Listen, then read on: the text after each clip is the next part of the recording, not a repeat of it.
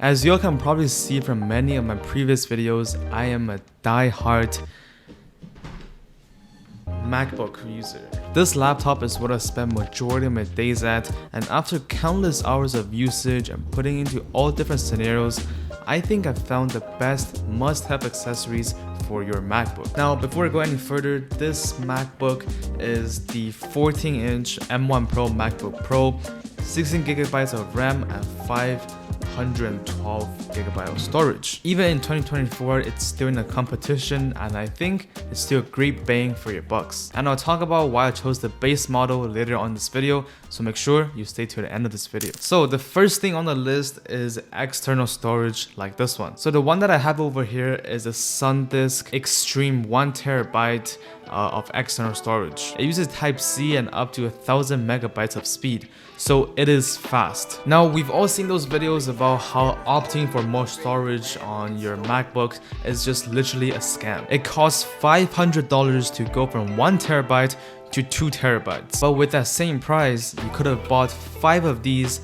for 5 terabytes. So do you still not see the problem here? It's just ridiculously expensive, and external hard drives are much better. Now, when it comes to actually using and taking it around, it is pretty small and compact. It's also water and drop resistant, which I've never got a chance to test it yet, and I hope I'll never get a chance to test it, because now look, at the end of the day, it is still external, so you have to plug things in, and also you have to eject it when unplugging, so at times it does cause a bit of a headache. But on the brighter side, you can use it across all of your devices. So for example, if I didn't finish editing a video project on my PC, which is in my studio, I can still take the video project files with me in this SSD and use it, plug it in my MacBook, and keep editing it elsewhere. So honestly, this is the way to go. Moving on to the next one are these dongles over here. If you have any of the MacBook Air models or even the Pro models, and you find yourself constantly running out of ports, and if you have many USB-A connected devices, you would definitely need a USB-C dongle. Now, I used to buy these adapters just for one specific use. For example, this is a USB to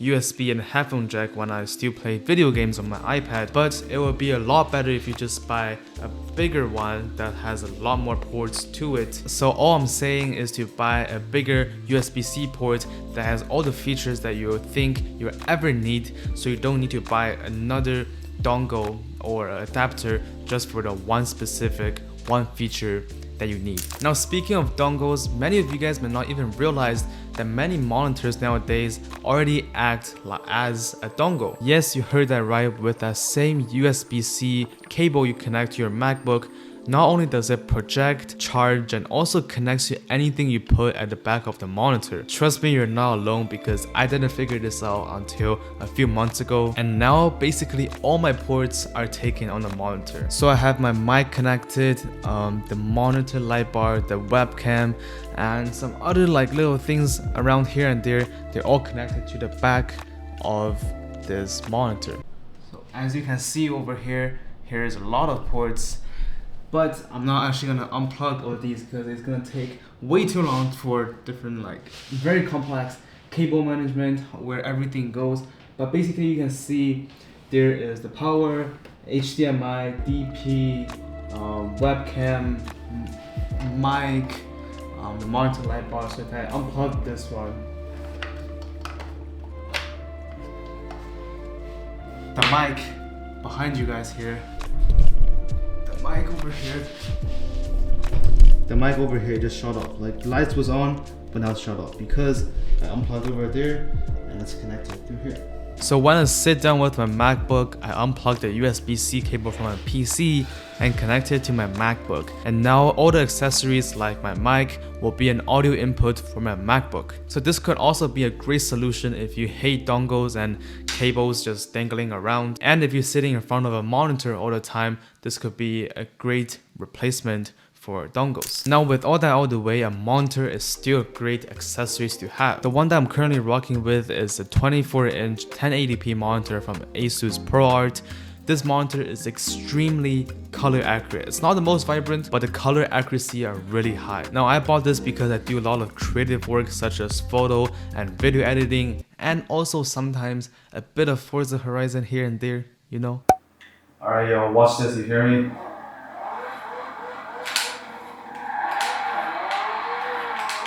Woohoo! Let's go!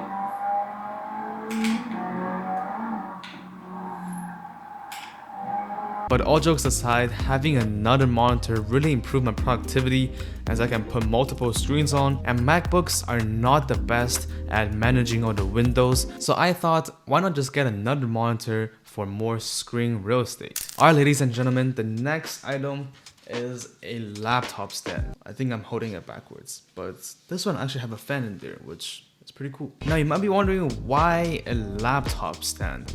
Firstly, for better ergonomics and posture when working. So the best sitting position is when the armrest is level with your desk, right?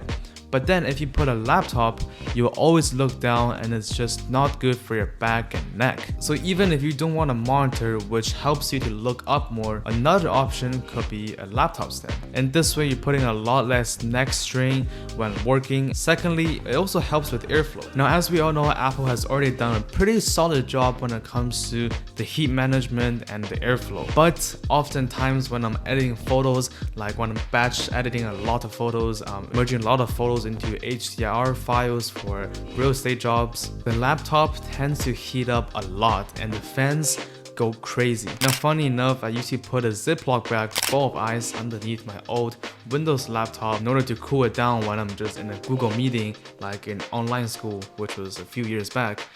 But yeah, thinking back, it was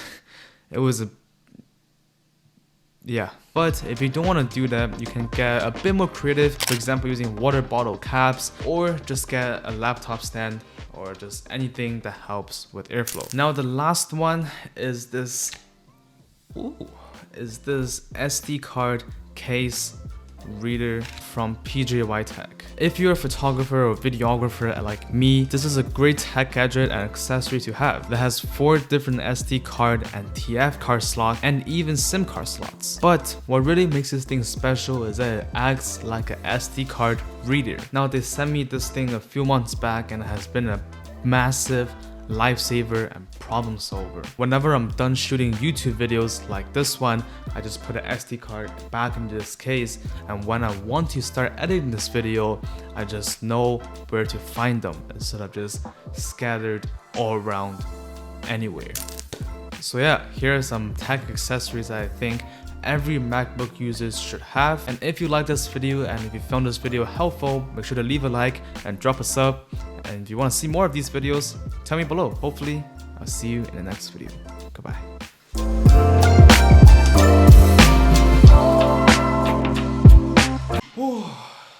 How much time it took, bro. Alright. Perfect timing. I still got a bit more time than I first expected. The grind doesn't stop.